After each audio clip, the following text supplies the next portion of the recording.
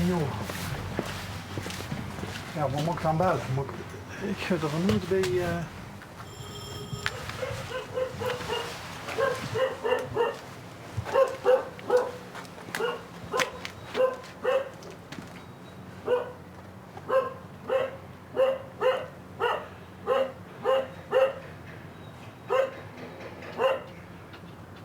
Een hondenstoes. Goedemiddag. Zoegdrank te waslaan. Ja. Hoe hebben we dit hier aan dranken? Ziet geen van het berenbuisje? Ja. Ja, wat gaan we even zien? Ja, Ja. zeker. Ja, wie dochter van Lotte was gewoon kijken wat het verhaal achter het berenbuisje is. Heb je hier even twee tellen? Wat bleef? Ja, heb je even twee tellen? Twee tellen? Ja, ik heb twee tellen. Zeg dat wat in is, zelf. Nou, zo te nog. Ja, we worden vandaag vrij, dus kom er zo aan. Kom er zo aan. Oké. Dan wachten we even. Want ja, we voelen ons in ieder geval vereerd.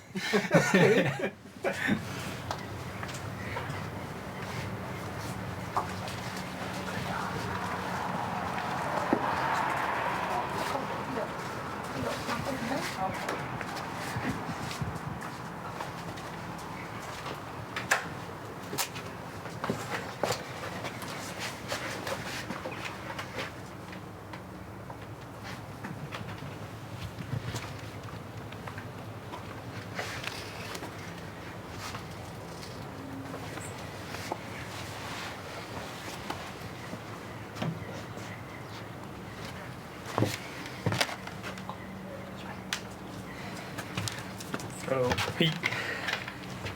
Ach, het hondje mag ook mee naar Ik boven. hoorde hem ook van net. Hallo.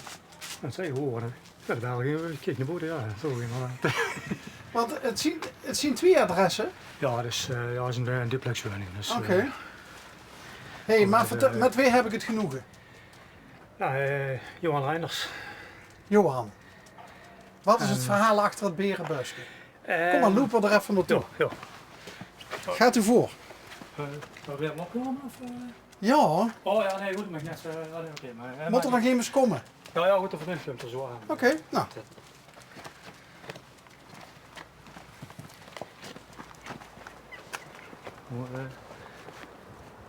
Vertel. Nou ja, dus eigenlijk, we hebben een gastouderopvang en dagbesteding voor jongeren met autisme, ADHD en dergelijke. En ja, dit is eigenlijk gewoon op een heel ludieke manier is het eigenlijk ontstaan. Ja, we haaien eigenlijk,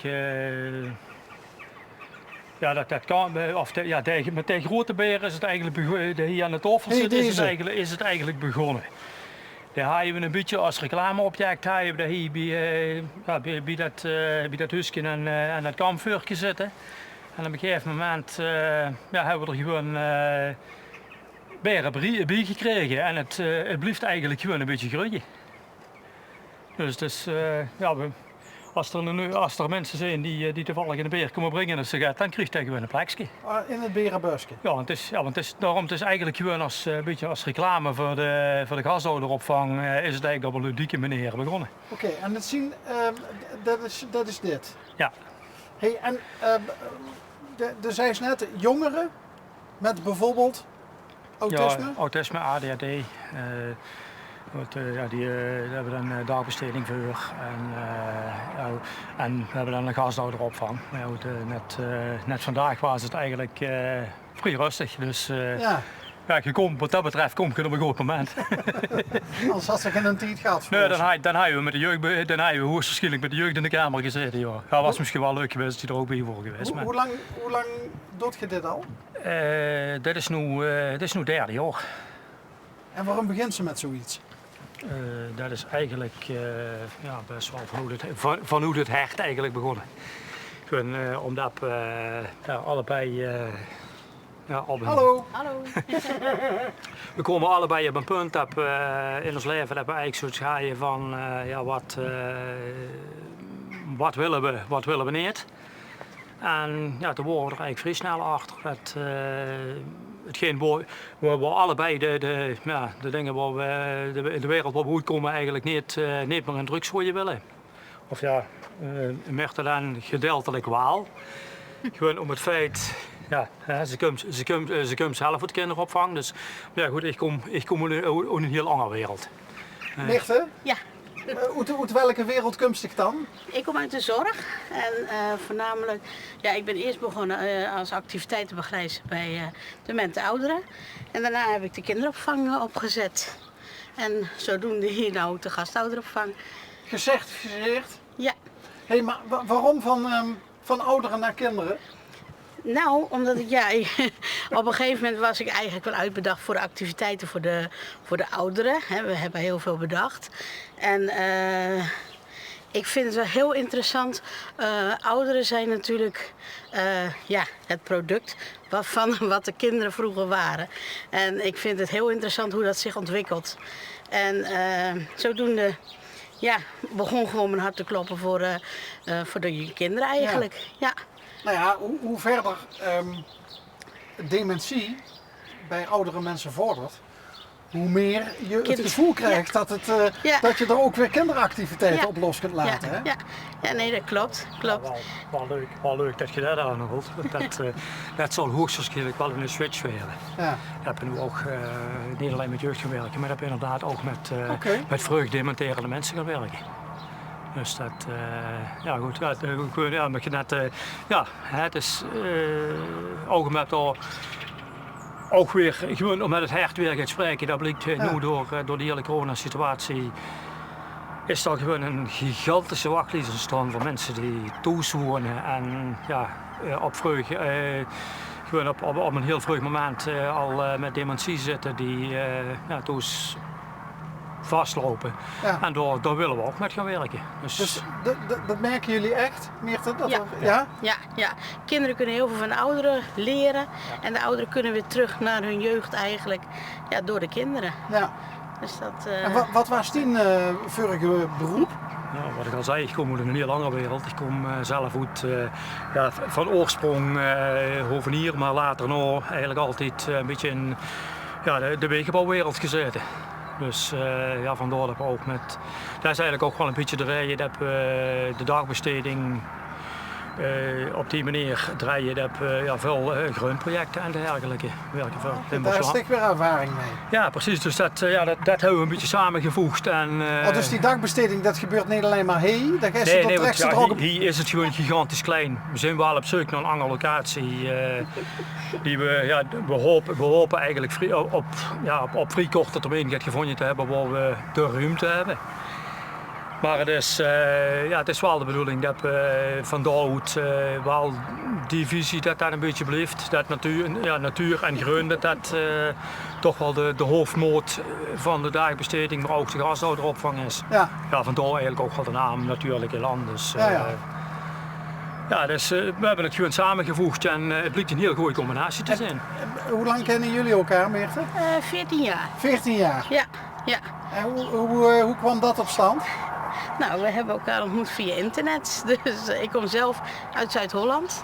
En toen hebben we elkaar via internet ontmoet en zo is het gegroeid, ontstaan. Het gebeurt steeds vaker. Dat horen we ook steeds vaker in dit. Je zou bijna zeggen, godzijdank, hè? Dat het er is. Dat is gelijk. Ja, dat klopt. Wie was de initiatiefnemer tot de eerste ontmoeting? Nou, dat is ook weer een heel verhaal. Wij zijn wel ook mensen die heel erg met dieren bezig zijn. We hebben achter ook van allerlei dieren zitten. Ik had een kat bij ons, die kwam in het verzorgingshuis aanlopen. En het werd winter en we hadden zoiets van, dat is toch eigenlijk best wel zielig. En toen heb ik aan hem gevraagd, kun jij nog zorgen voor een kat die eigenlijk geen woning heeft? En toen zei hij, kom maar brengen. En zodoende heb ik hem proberen te vangen. Nou ontsnapte hij net voordat ik hierheen kwam, ontsnapte hij uit de auto. Maar toen hebben we hem een week later weer opgehaald samen. En zodoende is het zo gekomen. Dus door een kat. Door een kat? Ja. Maar dus die beestenboel hierachter, die is van jullie? Ja. We hebben 2 varkentjes, mini-varkentjes. een paar kippen. Maar we zijn dus eigenlijk bezig met een andere locatie. Dus we hopen dus snel wat meer ruimte om het huis te krijgen. Oké, dus ook een ander huis? Ja. Ja, want dit is, lang verhaal kort, we zijn hier ook door omstandigheden zijn we hier binnen 4 jaar geleden terechtgekomen. We hadden zelfs iets van een jurkje, 1,5, dan zijn we hier weer weg. Vandaar dat want het is gewoon klein, knus, maar vooral behelpen hier. Dus vandaar dat we ook echt wel aan het zoeken zijn naar een andere locatie. En ook dan heen in het dorp? Ja goed, het zal eraan liggen waar je het vrij kunt. Ja. Want die komt hier in het dorp? Nee? Ik kom oorspronkelijk van Heidsen. En ja goed, toen zijn we in Maasbree terechtgekomen en van Maasbree uit zijn we eigenlijk hier terechtgekomen. Ja. Dus hoe dat uiteindelijk de dagbesteding en de gastouderopvang in de hoedanigheid wie we het eigenlijk willen gerealiseerd zal worden, ja goed, dat zal er aan liggen waar het vrij komt. Ja. Hey, en hebben jullie zelf kinderen? Nee. Allebei niet? Nee, helaas is dat niet gelukt. Maar wij proberen eigenlijk, we zien ook dat er gewoon heel veel kinderen begeleiding nodig hebben. Die wij dus ook kunnen helpen. Ja. Dus jullie hebben veel om te geven? Ja. Heel veel. Heel veel, ja, wat dat betreft ben ik wel heel benieuwd waar het uiteindelijk gaat stranden voor ons. Ja. Nou, laten we hopen dat het niet strandt. Nee, ja. Nergens strandt. Hey, jij komt dus uit de reguliere zorg eigenlijk. Waarom wilde je voor jezelf beginnen? Nou ja, er zijn wat dingetjes waar ik tegenaan liep. En ik heb een bepaalde visie. Protocollen? Ja. Bureaucratie? Heel veel regeltjes, ja. Vooral dat laatste. Ja. Ik kon ook mijn werk niet meer doen zonder dat er te veel regels en protocollen aan vast zaten. Dat klopt. En nu kun je gewoon echt bezig zijn met het werk wat je wil doen, waar je hart ligt. En daar ben ik heel erg blij mee.